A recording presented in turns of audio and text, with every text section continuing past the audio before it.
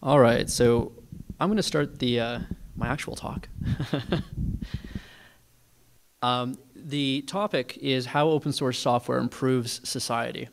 I'm Aaron Seigo. I'm a full-time free software developer. As my slide notes, I'm sponsored by Trolltech to work on KDE. And I'm very happy. I've been doing this for about half a year now with them. And it's a really great opportunity. The next couple of days, I'll be talking about the technical aspects, advantages, and uses of open source.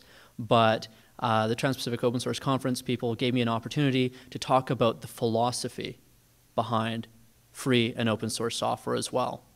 For a lot of us, not all of us are involved in it, there's not just a technical component to the concept, but also a social, a political, or philosophical one. If you've ever heard Richard Stallman talk, you will know this to be very, very true.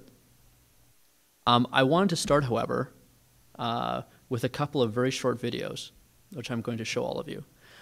By the way, when I give presentations, I really hate just talking at people, so please feel free to interrupt me at any given point, except during the videos, and ask questions and actually interact. So these are two short clips. I'm showing them both for the content, but also pay attention to where they came from, because this actually starts to show part of the changes that we're seeing open source creating in our world. See this? It's just a kid. This is a G chord. He's learning, absorbing. He's getting smarter every day. Homo habilis was the... You can't see that, can you?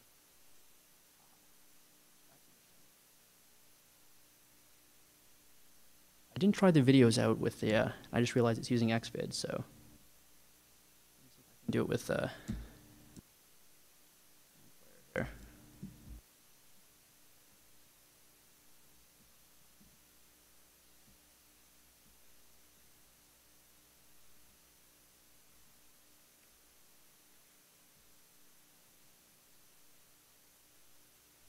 I think you should see that. That works even worse. I think you should see this. It's just a kid. This is a G chord. He's learning, absorbing. He's getting smarter every day. Homo habilis was the first to use tools. A player who makes the team great is more valuable than a great player.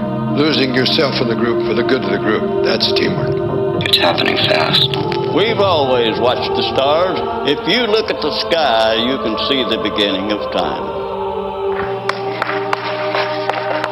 Collecting data is only the first step toward wisdom, but sharing data is the first step toward community.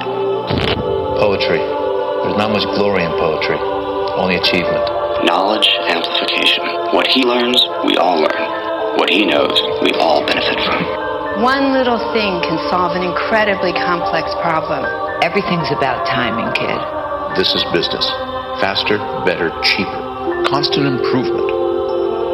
So, you want to fly, huh? Wind speed, thrust, it's physics. Res publica non dominetur. Plumbing, it's all about the tools. Speak your mind. Don't back down. Does he have a name? His name is Linux.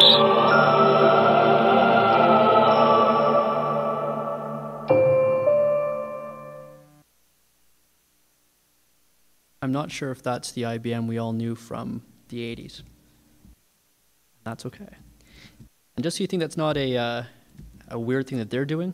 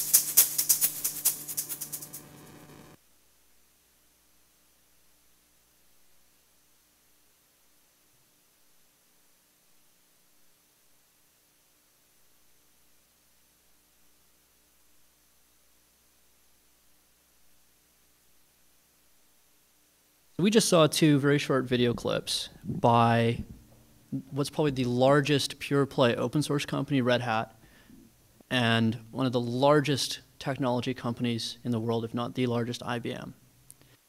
And notice that there was very little content about their individual products, and they were hyping this whole concept of sharing and this virtuous cycle of technology creation. What is causing these large companies, these powerhouses of capitalism, to readjust how they actually address us, their customers, and society in general?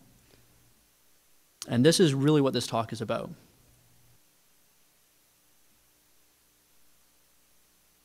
But before we get into what it can do, I want to, sometimes when people get riffing on the philosophical side of open source, they tend to paint a very rosy, beautiful picture of harmony and dancing elves. Open source software cannot solve world hunger. It's not going to bring world peace. It's not going to address population explosions. It's not going to solve every technical problem. I'm not going to try and tell you that it does any of those things. But it can help. And it does have an actual positive benefit to society. The question is, well, what is the benefit, and what is the extent of it? The key idea behind open source as far as the social change concept is that it democratizes technology. Richard Stallman always talks about the 4 freedoms of software when he talks. I boiled them down to 3, really. And that means that when you have open source software or free software, you're allowed to use it for any purpose, you modify it as you wish, and then you redistribute it to whomever you wish with those changes. This is allowing, taking technology and creating a participation-based economy around it. Open source itself is a development methodology. It's a way of creating technology. Some of the key components is that it's distributed and decentralized. It doesn't happen in any one place. OSDL, Open Source Development Labs, calls themselves a center of gravity for the open source world. They may be a place of gravity, indeed, but they're not the center of everything that happens. It is very decentralized. Some people will say, oh, but I know of a project that has exactly 2 people that contribute to it. It's centralized. And that's true. But as a whole, this piece of software I'm running, KPresenter, to show you these slides, is running on a desktop, is running on an operating system, is using a whole bunch of software. Hundreds and thousands of projects came together and wrote software that allows me to do this today. In that sense, it's very decentralized. It's also cooperative, because if it wasn't cooperative, it would be decentralized and chaotic. Instead, it's decentralized and it works. Participation is about as close to 0 in cost as it's ever going to get. If you can get a computer that runs Linux or BSD or any other free operating system, you can pretty much get involved. In the end note on Thursday, I actually lay out 10 different ways that you can get involved with open source. And it doesn't mean you have to be a software developer to do that. It's international. It's not the purview of a given country or a given group of people in any given locale. We have participants from every corner of the globe, really. It's also fairly resource friendly in the sense that you can choose how much hardware you need. Someone brought up earlier today a laptop for every child project, that $100 laptop. It's a little device. It runs Linux. It has very little resources to offer the software, and yet they run a full GUI on it. Some of the stuff that I'm running on my desktop, you do need a slightly more beefy system, although this is not a state-of-the-art machine by any means. So it allows you to choose how much hardware you need, which goes back again to the 0 cost of participation. So what happens when you bring all these things together? What is the impact on the societies and cultures that adopt this in a meaningful way? And remember that when this started, for most people, outside of a few visionaries, some would call them crackpots, but we like to call them visionaries, who thought, 20 years ago that this is going to change society. Most people just did it because, hey, it was a cool way of creating software. It was a good way of cooperating with people who would otherwise be your competition.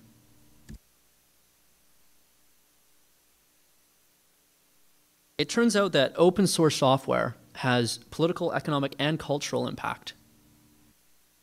And we're going to take a look at 6 different ways it does this. It helps ensure 3 things. First of all, informational freedom. We're going to take a look at that and why it's important. It helps ensure democracy itself. It helps ensure cultural equity. It also supports ethical business practice, innovation, and the right for people to choose what kind of technology they want to use, how and when. All of these 6 points are actually related, and you could probably draw a line. If you put them in a mind map, you can actually probably draw a line from any one of them to all the rest of them and correlate them. And they all really go back to, or they all flow out of the mechanics that creates open source.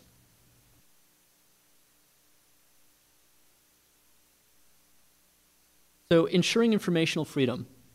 If we say that communication is really one of the basis points of culture and society, then being able to communicate is obviously a very powerful thing. It's vital. Today we entrust more and more and more and more of our communication to technology. How many people here own a cell phone? How many people here have a computer?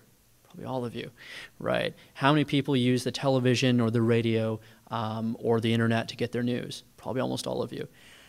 And probably a lot of you use technology on a daily basis to communicate with other people. So as we put more and more of our communication eggs in the basket of technology, it's really important to ensure that that mechanism of communicating remains open and free. Communication itself requires a living language. There's 2 examples I've given here. I don't mean a living language in the sense that we talk about, well, is Latin a living language or a dead language? Is English a living language or a dead language? But it has to be a language that everyone can participate in. If we can't participate in it, we can't communicate.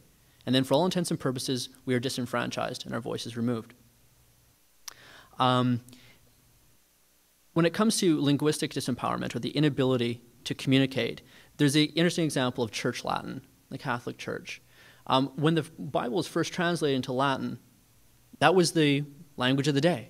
People spoke it, they learned it, they read it. Over time, other languages took their place. In Northern Europe, there were the Germanic languages. Britain, obviously, English, which is also a Germanic language. Latin became the Romantic languages. And fewer and fewer and fewer people could speak the language that this book that was central to many of their lives is written in. And this became both a problem and an opportunity. And people started to translate the Bible into their own languages and use that as a disruptive technology, if you will, by democratizing the communication of religion. We've got a very similar situation today, where many people don't have access, unless they pay a toll, to speak the language of technology. And this is a real problem. Why is it a problem? We were actually discussing over lunch the situation in Massachusetts, where they're looking to adopt the Open Document Format, or ODF. One of the most interesting and insightful things I heard during the hearings was one of the people involved in this legislation mentioned the fact that they keep all their laws on vellum. And the reason for this is because vellum doesn't disintegrate over time. It's there. They have laws that have been there for a few centuries now. And they can still access and read them because it was put into a format that doesn't decay. And that was purposeful. In fact, they don't allow a law to be enacted unless it's preserved in such a manner. This is very smart. Well, imagine if they had written on that vellum in a language that no one could understand, purposefully. They thought, this is really clever, because then they'll have to come and pay us every time anybody wants to, read our laws. That's a great business model, right? Well, it's a great business model, but it's poor democracy. Because what happens is you start removing more and more of the people that can actually participate. And this limitation of informational freedom is a real danger. So open source and the attendant open standards that go along with it, they create an open forum for anyone who cares to participate, and not just today, but later on. So it's one thing to have it in a format we can all read, but we also need access to it. That means we need guaranteed availability, we need affordability. And this means a lot of different things to a lot of different people. For people with vision impairment, it requires accessibility. They need to be able to access the written word in a text-to-speech, or they need screen magnifiers or whatnot. The sad thing is, for a lot of these people, the technologies that can offer them what they need to engage day-to-day in a technology society is beyond their means, because it's a small market and it's fairly technical and fairly cutting edge, and so the devices tend to be very expensive. One of the things that open source is doing is, by creating a participatory environment where we're not waiting on companies to produce product at the price point that they feel they can sell it at, people who are actually affected by these issues directly are able to participate and ensure that anyone, regardless of their physical abilities, can access this information. Two examples that come off the top of my head is the American Foundation for the Blind has been very active with the Free Standards Group in working on accessibility software. The two fellows that do a lot of, not all of it, but a lot of the work in KDE to provide accessibility software, they actually started doing it for their mother, who had a degenerative disease and was slowly losing her capabilities. And so they started writing software so that she could continue to make phone calls, so that she could continue to read the paper, so she could continue to do these things, and in a way that they could afford to access it. This guarantee to informational freedom ensures we do not disenfranchise anyone. And this is something that is only really possible when you have an open source and an open and participatory-based means of creating technology. Now, this is a really big statement to make, that open source software helps ensure democracy. I kind of laid the groundwork for it in my last slide. Just like our culture, democracy is driven by open communication. Today, tomorrow, the day after that. It's one of the interesting things about democracy is that it doesn't stop. It's not pigeonholed into a given day. That's why Massachusetts, for instance, keeps all of their laws, as do most intelligent governments, in a format that's going to survive through the time. So we actually see, yes, that was what was said. This is the law. Imagine if we had no means of actually recording for the future the Constitution of this country. How would we know that that was what the Constitution really was? It's important to ensure that we can actually access things today and tomorrow. And all people, not just the privileged. When Hurricane Katrina hit, a lot of people were unable to use the disaster recovery website because it was coded in such a way that only people who used a new enough version of Internet Explorer could access it. I don't know about you, but to me, it shouldn't matter what web browser you use. When you get hit by a hurricane, you should have access to that information. And that extends, that's a really radical example, because you can see the effect from day one to day two, right? They get hit by a hurricane, now they can't get relief, oh my goodness. But this is true about all aspects of governance and social participation. Now, why was it a problem that everyone should be using that version of IE? Internet Explorer, was that the problem? Was it the populace's problem of not keeping up to date? Well, no, because if that website had actually been coded, written to open standards, it would have worked with all web browsers. There was absolutely no need for that to happen, and yet it did. This is something we need to really step back and go, okay, is this a world that we're willing to embark upon, when this is how we more and more offer our services and our participation in our community and our government? How committed do we need to be to open standards and open source? A lot of people go on about open standards, primarily and only, and they try to ignore the concept of open source along with it. I'm of the opinion that the two are inextricably linked, that it's not really possible to have one without the other in a large scale. You'll be able to find differences, individual circumstances that speak against that, but in general, if you have an open standard, you really need an open implementation of it. Well, why? There's a couple of reasons. First of all, and the biggest reason, is it creates a profit motive in favor of cooperation. What does that mean? It means that if everybody has a proprietary implementation of this open standard, then how do you differentiate yourself? How do you say I'm better than my competitor? Well, you change it. And usually that happens by deviating from the standards. We've seen this in just about every open standard that's been out there that hasn't had a strong open implementation of it. People try to differentiate by, well, differentiating. And this starts to erode the standard.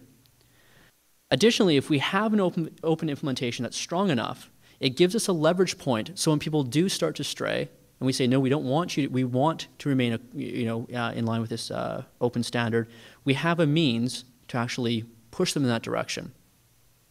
My favorite example of this happened in the last century. I love saying that.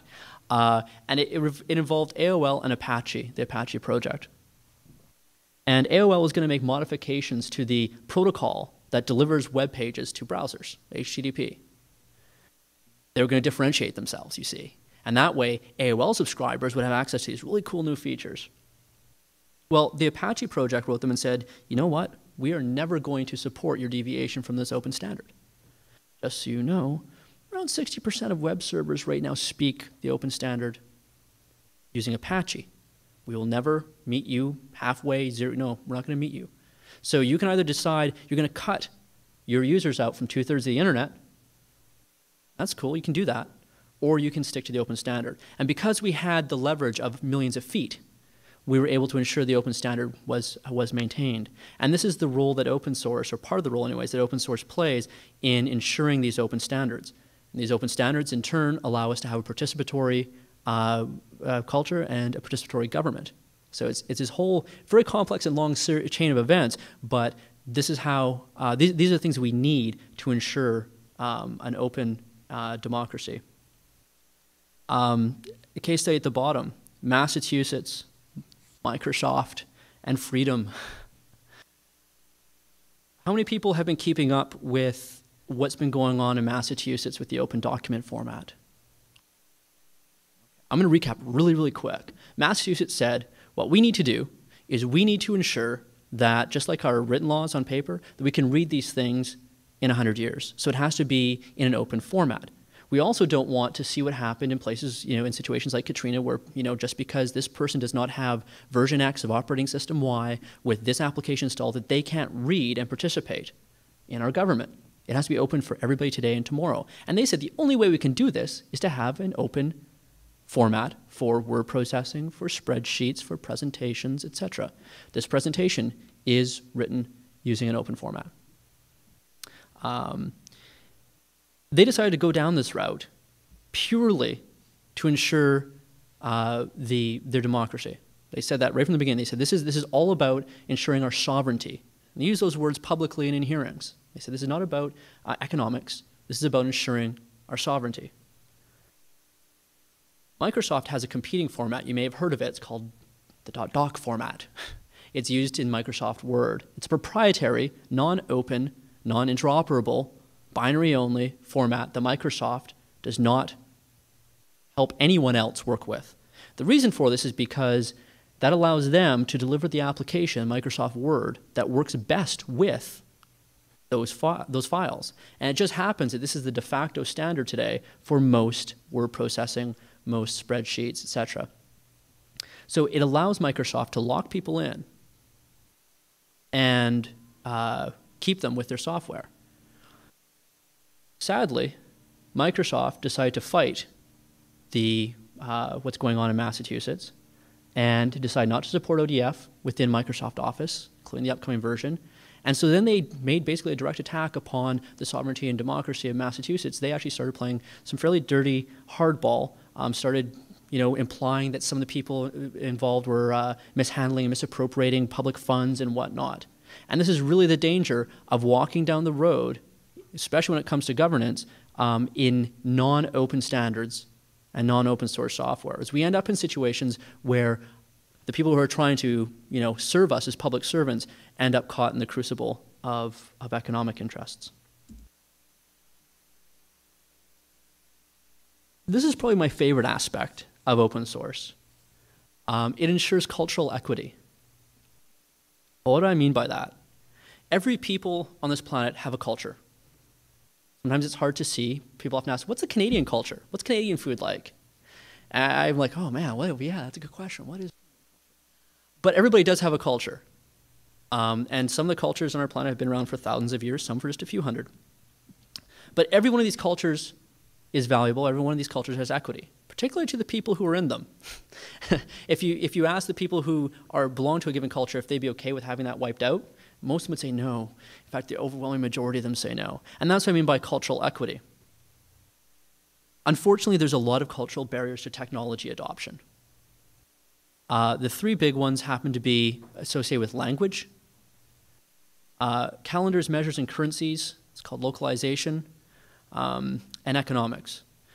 I'll speak a little bit about calendars, measures, and currencies. If you haven't had the pleasure of working with people from, say, the Middle East or from Asia, although this is a great place, you probably have, people, even just calendaring systems, are horrifically complex and different from location to location in the world. So there's a Hebrew calendaring system. And if you don't provide that, it becomes nigh impossible for these people to use technology the way they would like to. So there's a whole set of cultural boundaries that many of us who live in the Western Hemisphere are pretty well shielded from. But language is a pretty obvious one, and as are economics. Not everybody can afford to buy this laptop and put, Mac OS 10 on it or whatever. So by removing these barriers, if we could remove these barriers, then all people could participate. But most importantly is allowing them to participate on their terms. Oftentimes, the concept or the version of allowing everyone to participate comes in the form of, well, they can learn one of the 6 languages we do support. Why don't you learn English, or why don't you learn German, or why don't you learn? This has been the traditional approach. And the reason is very obvious and very simple. If you take a given culture, especially smaller ones, there's only going to be so many people that speak that language. There's only going to be so many people that speak that language that can afford modern technology monetarily.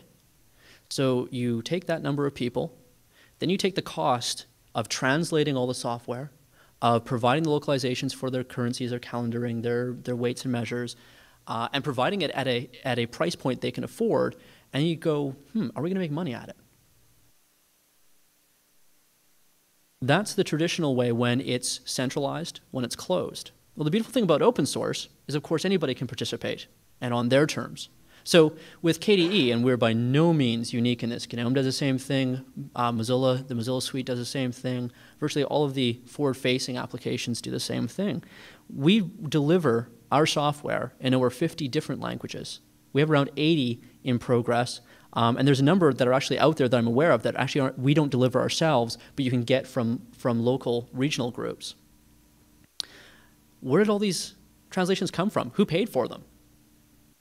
The answer is the people who spoke those speak those languages participated. They got involved. There was no cost to us as a centralized project because it was open to anybody to extend the borders of what that centralized project meant. So people, a good example, I've got 3 case studies here that really say it all. The first one I've got there is Linux TLE and the eSchoolNet. This is in Thailand. One of their driving reasons for embracing Linux and open source, as they have been, is affordability. In 2003, they reached 160,000 PCs to people that normally would not be able to afford even the most inexpensive computers and software that is out there on the market, proprietary software in particular. They had reached almost 5,000 schools and wired them up and given them access to technology. And the beautiful thing is, in their language, on their terms, in the way that they saw fit by local people. This is participation without, in a modern economy, in a modern communications mechanism, on their terms. There was no, well, you can participate, but you're going to have to give up this part of your culture. You're going to have to speak a different language. You're going to have to make compromises here and there. And this is something that was driven internally within their country. Another example is in South Africa. Limpopo is a province, I believe it's a province or state, I think it's a province, in South Africa. And they've been setting up what they call digital doorways. And these are shared networks in towns. I believe they've set up 4 so far. It's a fairly new project. The project itself has been going on for several years, and you'll see why in a minute. They've set up these digital doorways, and it's really meant for particularly farmers and other people who live in rural areas that are producing raw goods.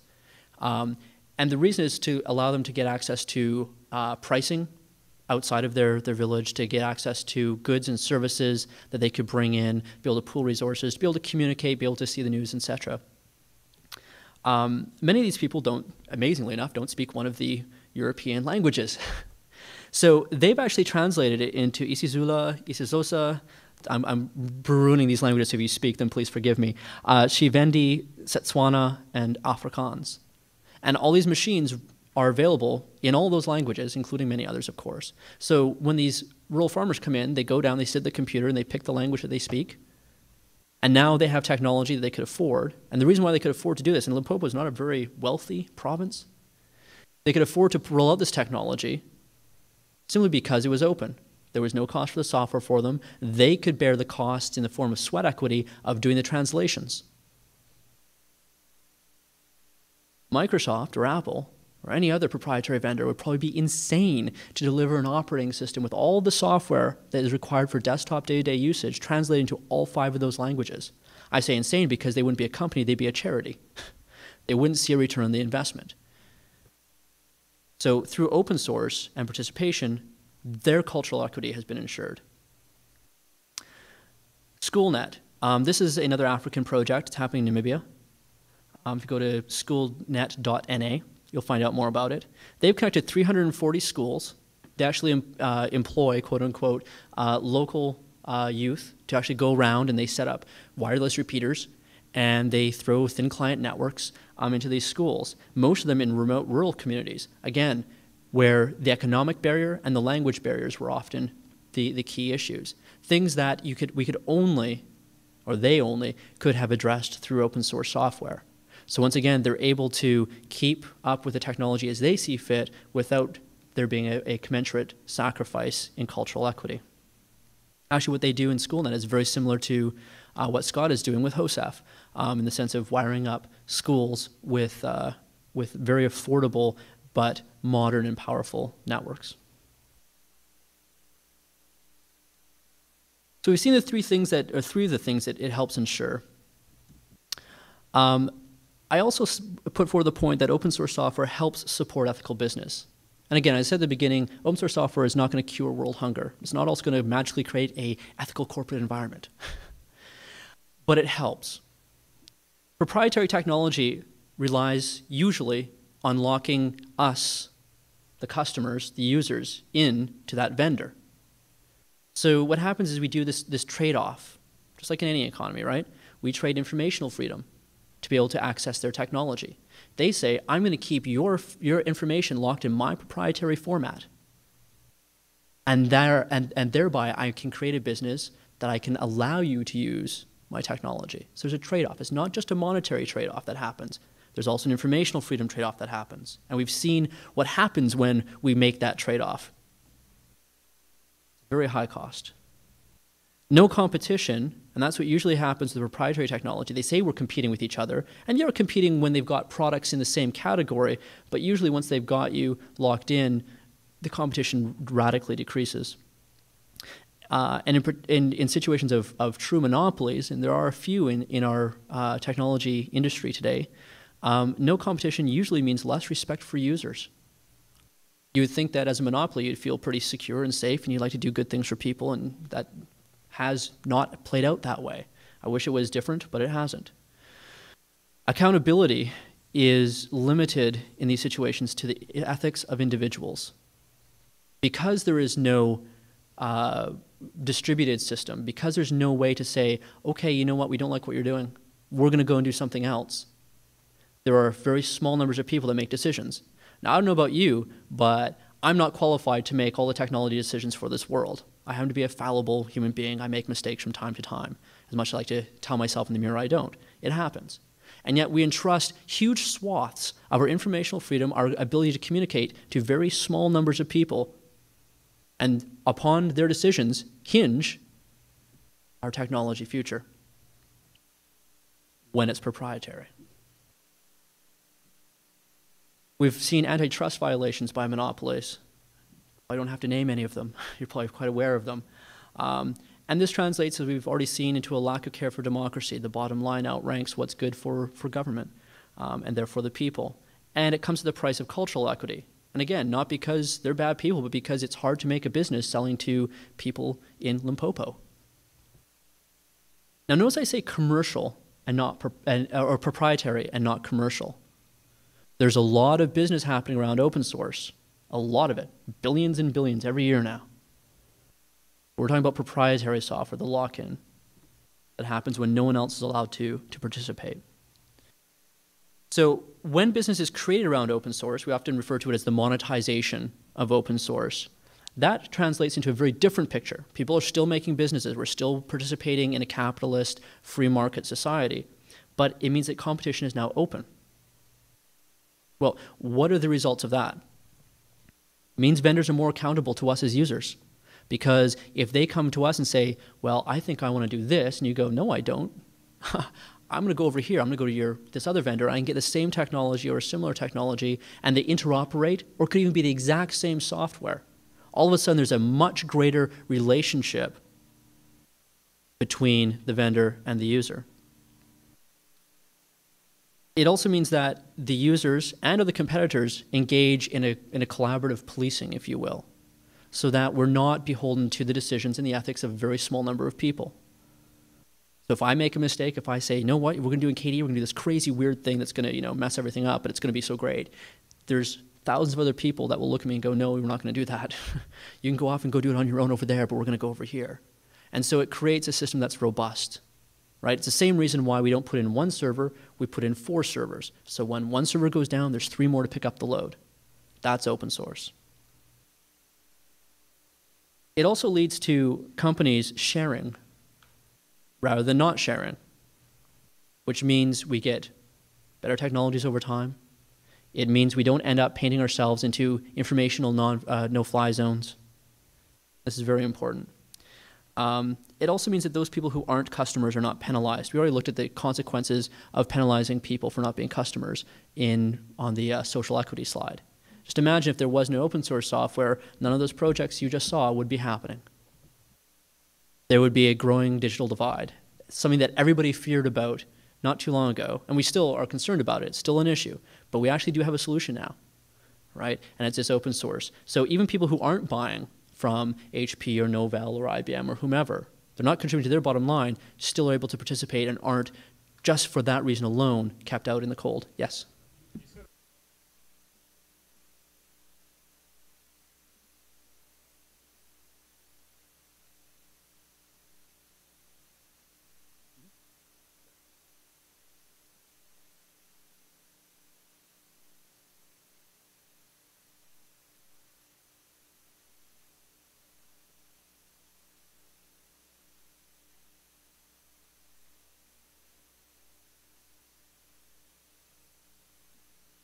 Yeah, so what was just pointed out so that people can hear on the camera was that earlier I'd said that it was free software and the freedoms associated with it, and now I've been using the word open source to describe what's been benefiting the people in Africa and Asia and even here in our own country, in our own state here. This is very true, and the reason why I use the word open source instead of free software is because we're speaking English, and free software is something that's very confusing as a term. So I try to introduce the term and the concept of freedom I usually use in conversational speech, open source. If we're using a language that had a better differentiation between free and Libra, right, I would certainly be using that term. Yeah. Yes. Yeah. They're two. Yeah.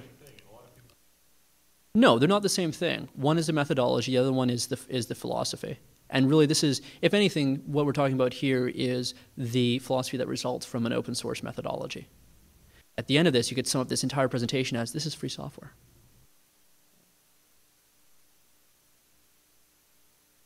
Yep. Oh, sorry. I missed one. Case study here, Novell and XGL. This is really interesting. Novell was trying to do something very good for the community by developing a technology called XGL.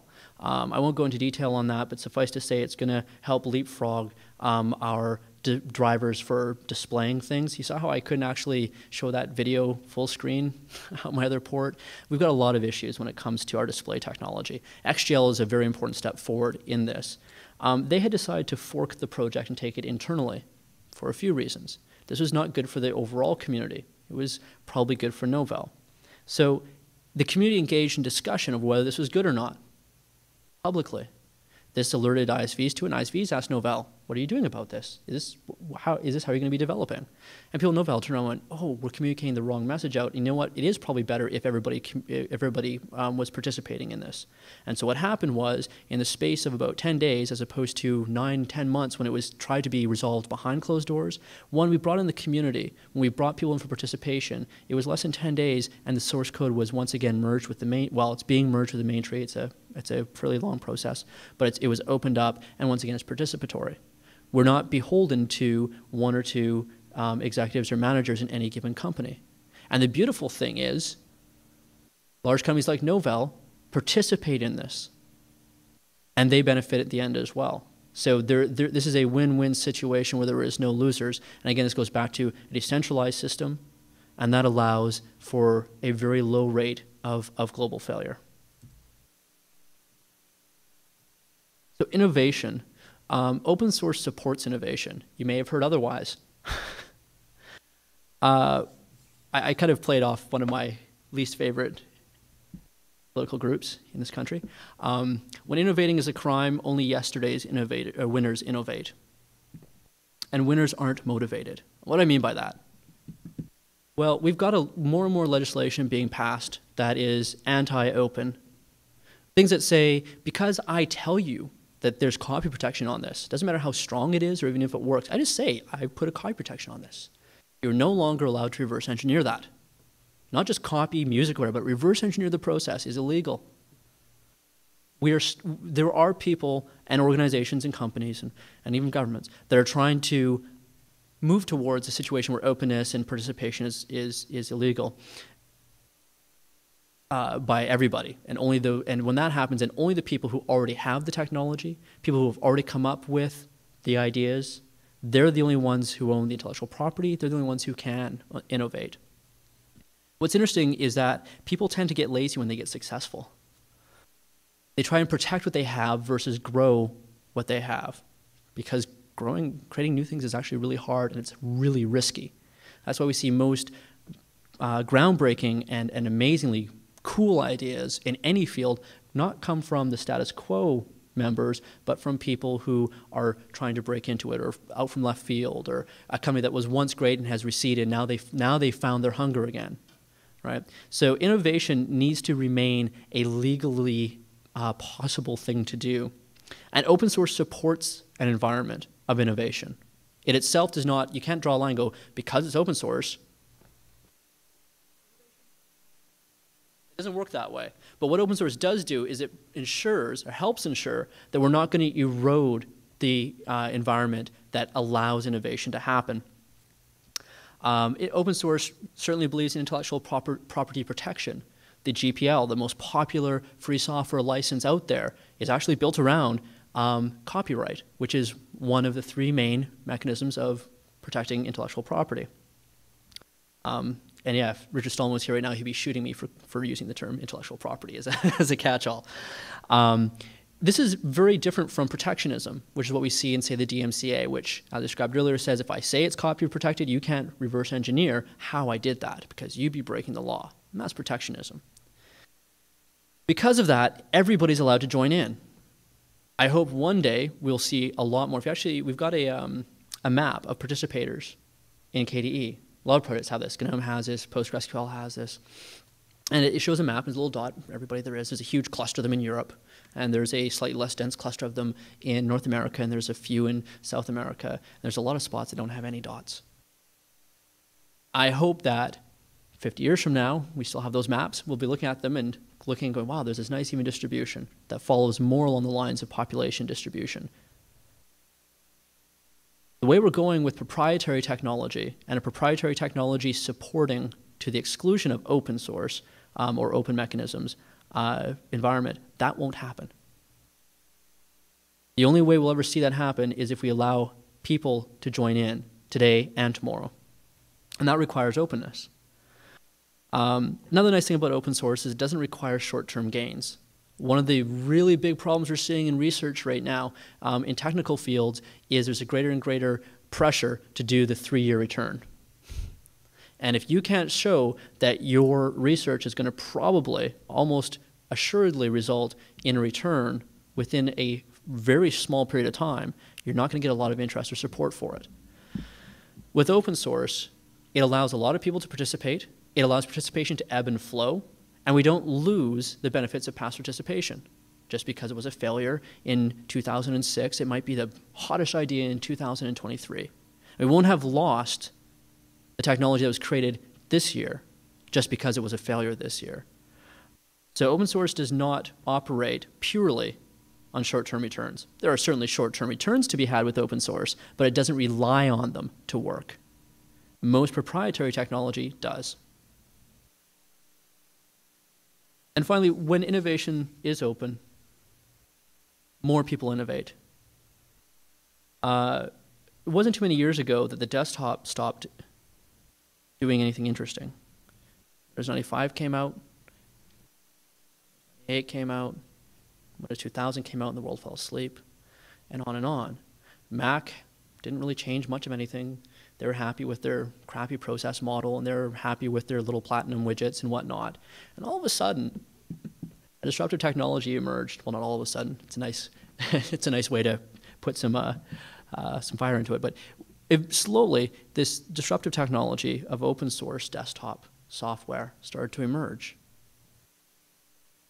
And it was around that same time that we started to see Microsoft and Apple really start to innovate again.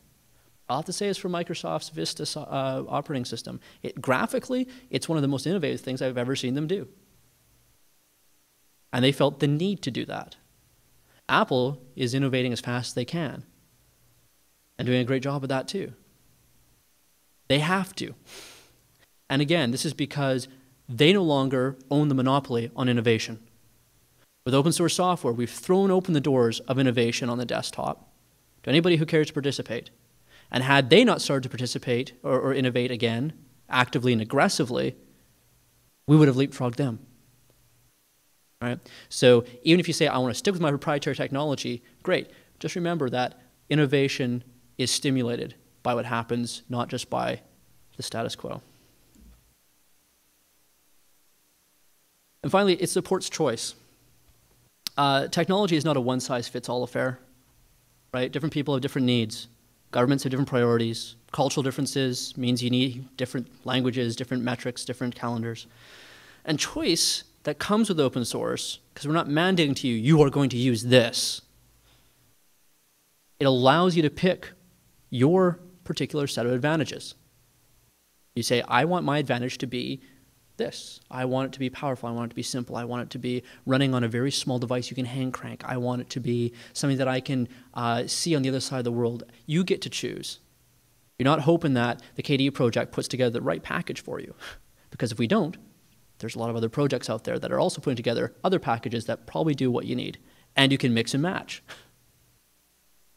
So vendor lock-in also becomes limited or nullified outright as a part of this. You get to choose who your vendor is. And more, that means your vendor gets to choose who their clients are. And this, in turn, creates greater strength. We start to be able to employ natural selection in software. Instead of relying on visionaries and hoping they come out with it right, we get to do a whole bunch of experiments and see which one works in the real world. It sounds a lot like how we arrived at biodiversity on this planet. It is. So this is a way of engaging that same very robust mechanism. And as I mentioned before, just if we go to, if one group of people goes down a wrong path for that day, it doesn't doom everything, right? And this is in part because we don't have a monoculture. There is no one implementation, one way of doing things, my way or the highway. So when an exploit comes out for a given piece of software, someone can use something else. We've had situations where there's been a security flaw in one of the web browsers on the open source desktop. While people are waiting for a patch, they just want to use something else. It's been available for years on our platform, and we love that fact because it means we're very hard to compromise. Meanwhile, over on Windows, they have a WMF vulnerability, and your email, your instant messaging, your web browsing, the whole bit is wide open, and there's very few choices. This is the problem of a monoculture. So as a final tagline says there, the more that we rely on the technology, the more success is tied up in its success. So when we're looking at the benefits of different kinds of software, we need to look at that and go, well, what's a software that is the most likely to succeed over time? And realize the implications that has upon our society, upon our governance, and upon our cultures. Now, I don't want to make it sound like it's an obligation to use open source software and open standards. When you make technology decisions, make them based on technology. Philosophy, as we've discussed in this presentation largely, has its place. It has its place twice, actually. And ignoring pragmatic concerns will definitely lead to suboptimal results, perhaps even failure. So chasing after philosophy for philosophy's sake and purity is some sort of, everything needs to be free, and as in freedom, everything. That's not necessary. And the worst thing that can happen is you go down this path, you find it leads to failure because you would not compromise on anything, and that sours the whole batch. I also think it's important to note that proprietary technology is not the realm of villains. I showed a lot of the negative effects proprietary technology has. And it does, it has negative effects. But nothing's black and white in this world, and there's a lot of proprietary technology that's quite good, that has not had negative or detrimental effects. In fact, for some specific types of technology, it's probably the only way we're going to get that technology. And what's the good news is, though, that proprietary technology can support open source software and open standards and open mechanisms. We see this time and time and time again. And the reverse, open source software can support proprietary technology. The company that allows me to work on KDE full-time, they have a technology that they own, and they license it to people who write proprietary technology on top of it. That very high-quality set of tools has enabled us to create KDE. So there's a real virtuous cycle to be played, but we have to make sure that open standards and open source in particular is a very strong part of that mix, because that ensures that cycle. And that's about all I have to say on the topic for today. If there's any questions, I'll try and offer answers. If I don't have them, I'll go away and research them or find someone in the audience who does have the answer. Yes?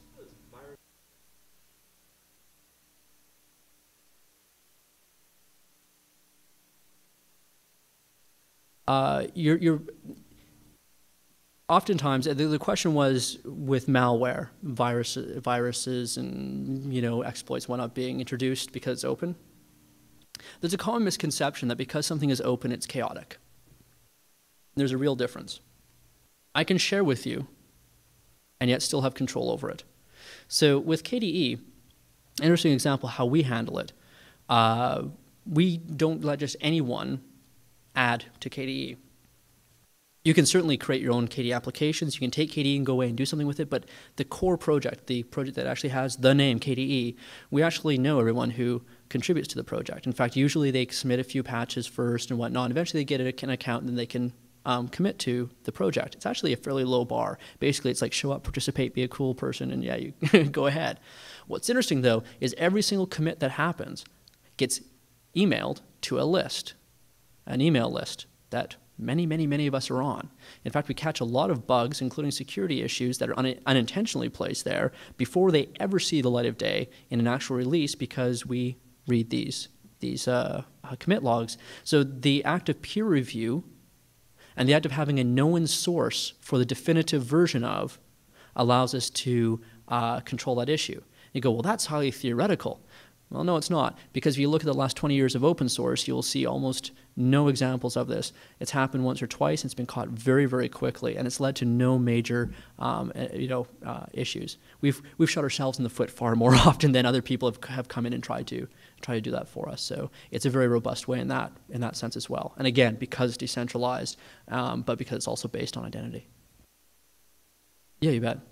Do you want to? Can I get you the mic here? If we record, okay, go ahead. Yeah.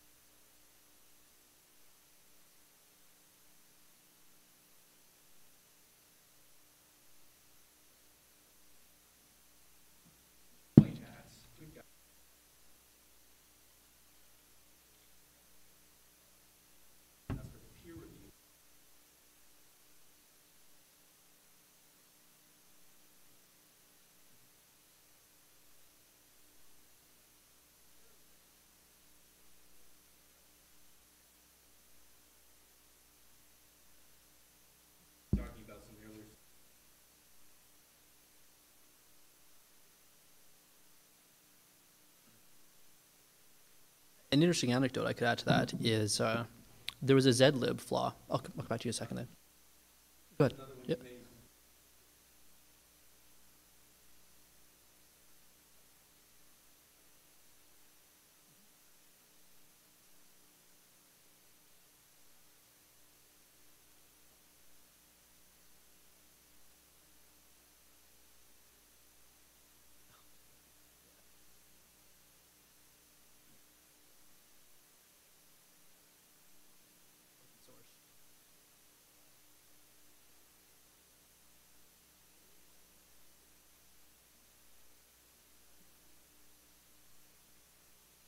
I think that's an important one. I'd like to repeat it if you're all right with that. So people who are watching the video, you just brought up that one example was a commercial product, Borland. It was a database, wasn't it? The one you're referring to? Yeah.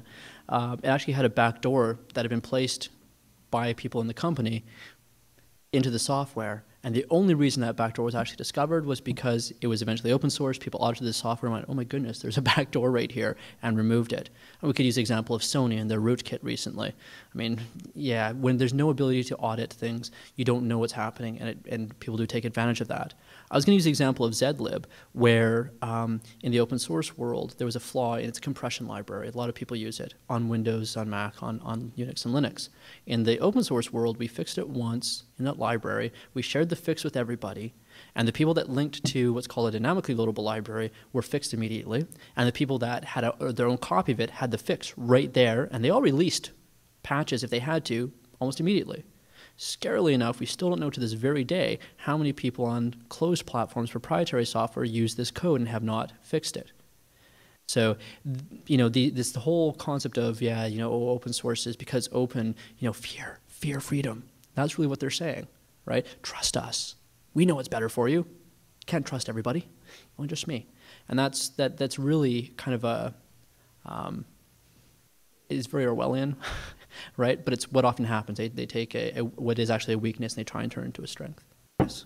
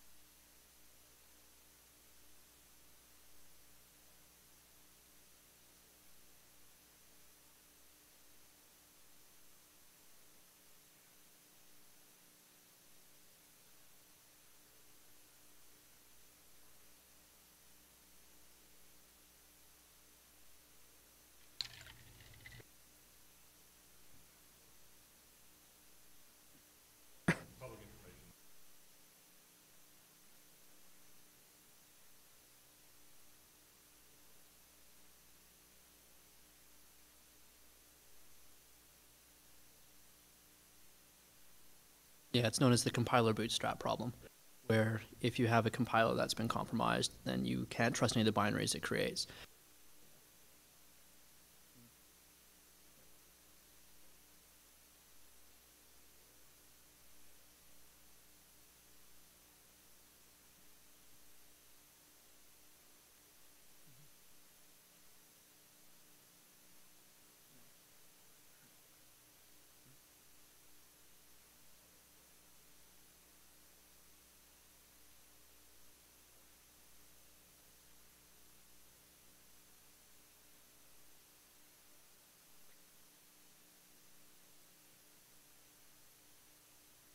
The question is, how can we use technology in society without sacrificing things we care about, things that are of value to us?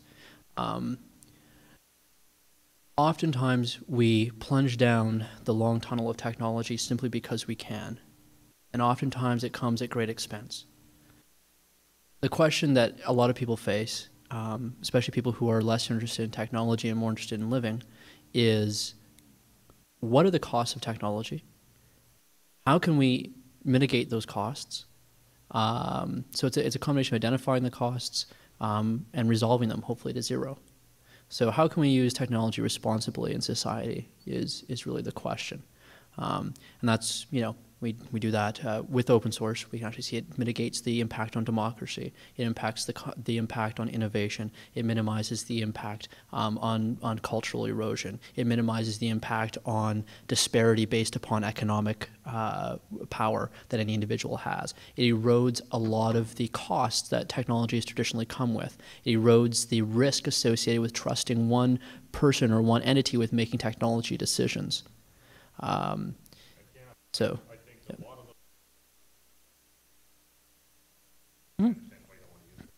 Yep. Mm-hmm.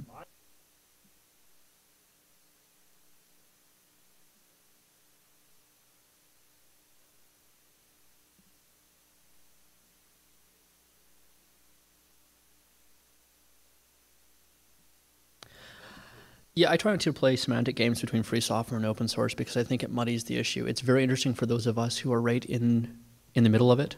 It's our navel. We like to stare at it. It's not very interesting to anyone else. And for that reason, I think it's a moot point. Yes. We'll come up here and then down here. Yes.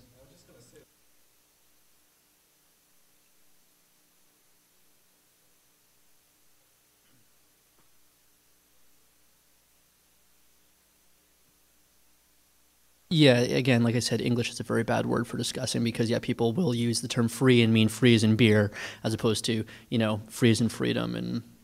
And yeah, I mean, and so it's just, yeah, for me, it's not worth kind of standing up saying it is freedom. And I respect the people that do that. I think they play a very important role within our community of technology creators. They help keep us focused that we're working on freedom. But when we discuss it with people who aren't involved in that, it's not their navel, then open source is much more, for English anyways. Other languages, the translation of free software works beautifully. It actually is freedom software. But the goal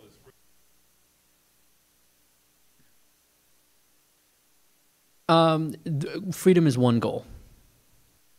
It's not the only goal. Freedom is one way of describing a lot of these things. If you get a BSD guy and a Linux guy in the same room, they start talking BSD versus GPL and whatnot, you hear some really great semantic plays on what does freedom mean. So again, freedom, yeah, is definitely a part of it, freedom to do things. But innovation, for instance, comes as a result of being able to innovate and innovate together. It's not necessarily directly inextricably linked to the concept of freedom, in my opinion. Yes?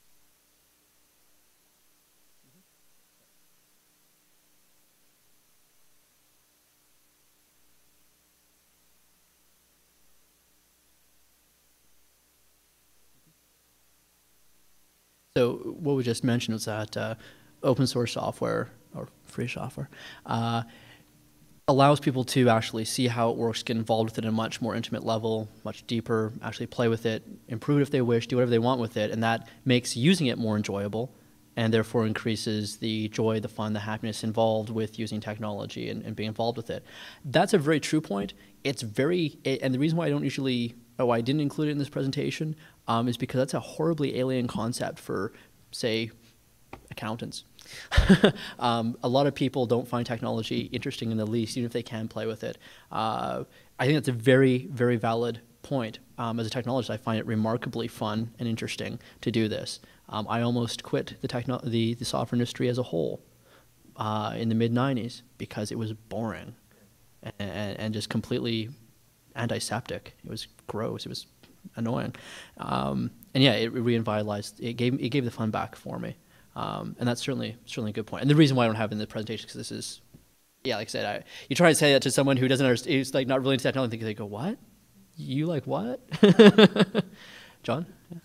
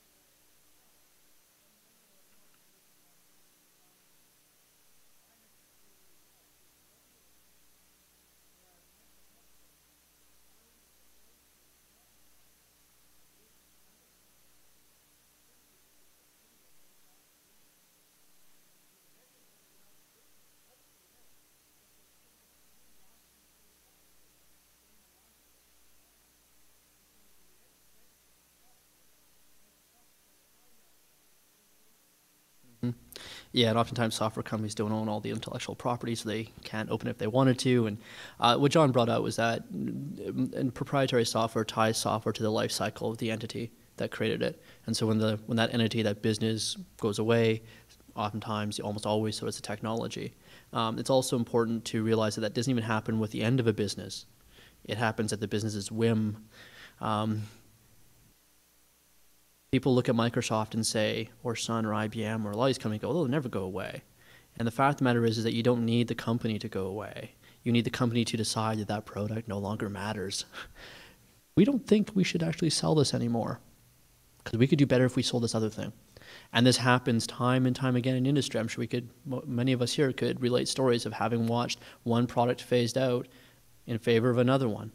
The company still exists and is still doing business right now, but they decide, I mean, we often call it shelfware, right? It's now on the shelf of some company and they just don't want to sell it anymore. They don't want to develop it, they don't want to support it. So it's even more drastic than the doomsday scenario of the company that provides it melting down. It's simply at the whim of that guy decides to retire and fold the business, if the business collapses, if they just decide it's not in their strategic benefit. And there's so many ways. Yeah, and so tying yourself to one or a few entities, right? The centralization is what is the real killer. And that's a very good point. Anyone else? Right, because I think I'm about 15 minutes over. Or I'm all good? It's all good. All right, well, thank you very much. I will be here as well for the next couple of days. I'm actually going to be doing a couple of hands-on sessions over the next couple of days. And like I mentioned at the beginning, I'll be giving the end note as well and talking about what you can do to get involved with open source. Even if you're not a software developer, there are things you can do. So hopefully today has got you fired up enough and thinking about enough to actually come back, engage in some of the hands-on sessions, and then think about, well, how can I engage in this cycle? How can I become part of the open process? Thank you.